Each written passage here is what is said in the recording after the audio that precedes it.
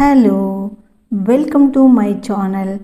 ఈరోజు video world heritage site అయిన రామప్ప టెంపుల్ను చూద్దాం పదండి. మనము ఆలయం వెనుక ఉన్న ద్వారం గుండా వెళ్తున్నాము. ఈ ఆలయ నిర్మాణము 1213లో గణపతి దేవుని కాలంలో ఆయన సేనాని రేచర్ల రుద్రుడు నిర్మించాడు. ఈ ఆలయానికి 3 ప్రవేశ ద్వారాలున్నవి. ఒక్కో ప్రవేశ ద్వారానికి అటువైపు 2, ఇటువైపు 2 నల్లరాతితో చెక్కిన అప్సరసల శిల్పాలు. ప్రతి ప్రవేశ ద్వారానికి ఈ అందమైన శిల్పాలు పైకప్పు క్రింది భాగంలో ఉన్నవి. రామప్ప ఆలయము నేల నుండి 6 అడుగుల ఎత్తున నక్షత్రాకార మండపంపై ఇంటర్లాకింగ్ విధానములో గుడిని నిర్మించారు. పైకప్పును కూడా నక్షత్రాకారములో అమర్చినరు. పదండి లోనికి. ఈ రామప్ప ఆలయము తూర్పు ముఖంగా ఉన్నది. లోపల మహామండపములో 4 నల్లరాతి స్తంభాలు, వాటిపైన చెక్కిన శిల్పాలు ఒక్కో స్తంభములో ఒక్కో విధంగా, ప్రతి స్తంభములో వేరువేరు శిల్పాలు ఉన్నవి.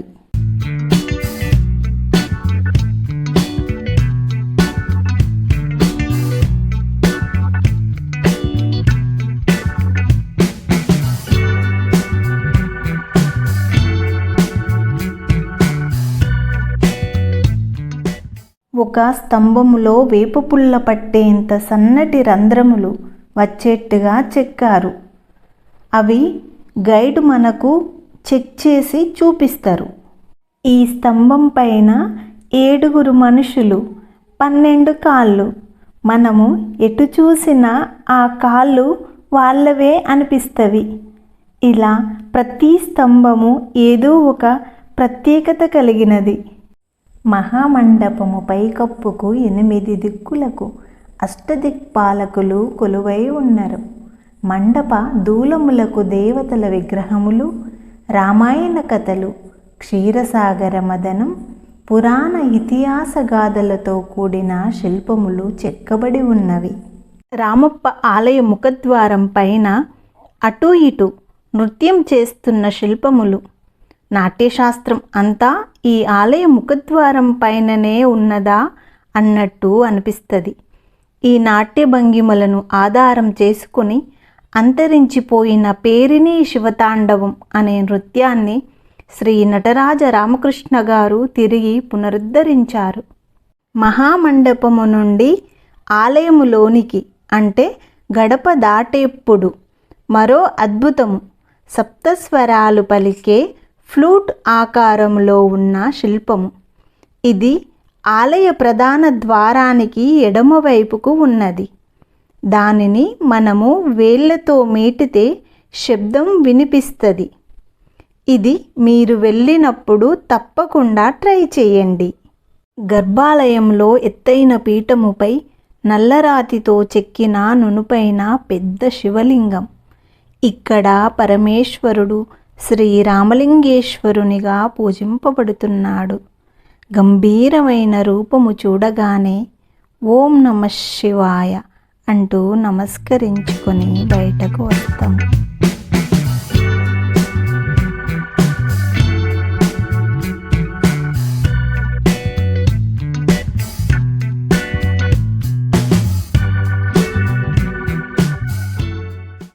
ఆలయము బయట మామిడి చెట్టు క్రింద గర్భగుడిలో ఉన్న శివలింగం అంత పెద్ద లింగం ఉన్నది.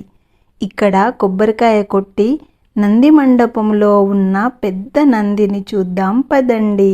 ఇక్కడ నందికి ఒక ప్రత్యేకత ఉంది. ఒక కాలు కొంచెం పైకి ఎత్తి పట్టుకొని చెవులు రిక్కించి పరమేశ్వరుడు ఎప్పుడు ఆజ్ఞాపిస్తాడా అన్నట్లు ఉన్నది.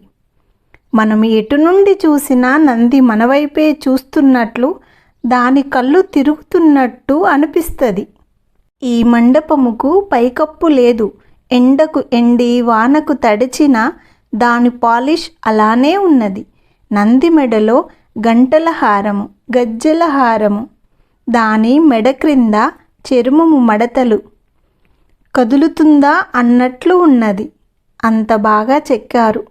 ఈ అనుభూతి చాలా బాగుంది.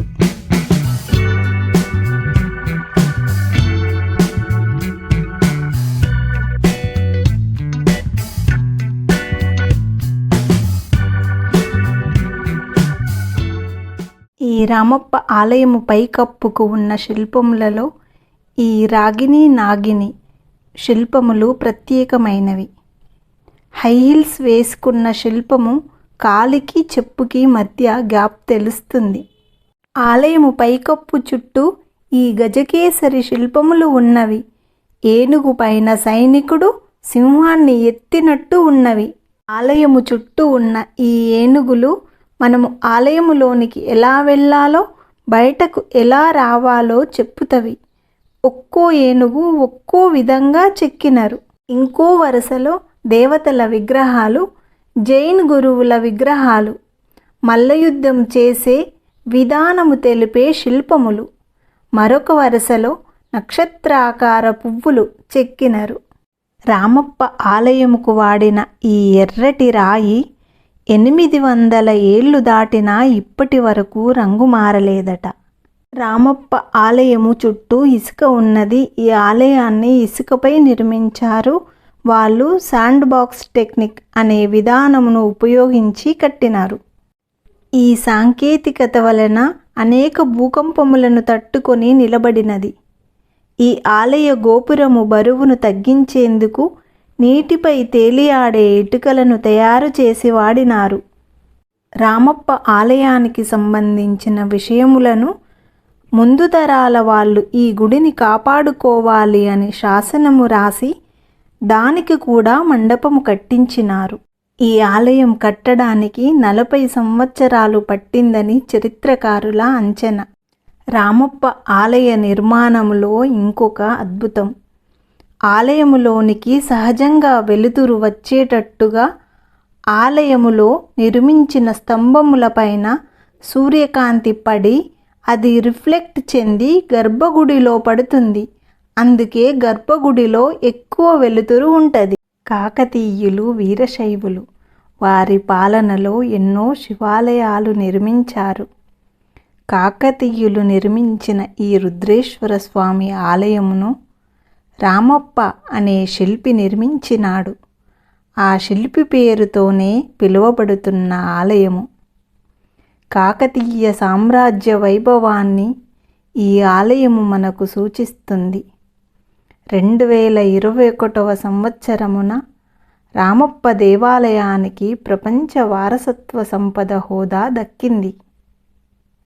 మెత్తటి ఇసుక దిన్నపై లేత ఎరుపు రంగులో ఉన్న ఆలయము, నలుపు వర్ణపు అపూర్వ కళాఖండాలు, రాళ్లల్లో సప్తస్వరాలు పలికించిన నైపుణ్యం, సజీవము ఉట్టిపడేలా ఉన్న నందీశ్వరుడు, ఎన్నో భూకంపాలను ఎదుర్కొని నిలబడిన అలనాటి కాకతీయుల వైభవమే ఈ రామప్ప ఆలయము.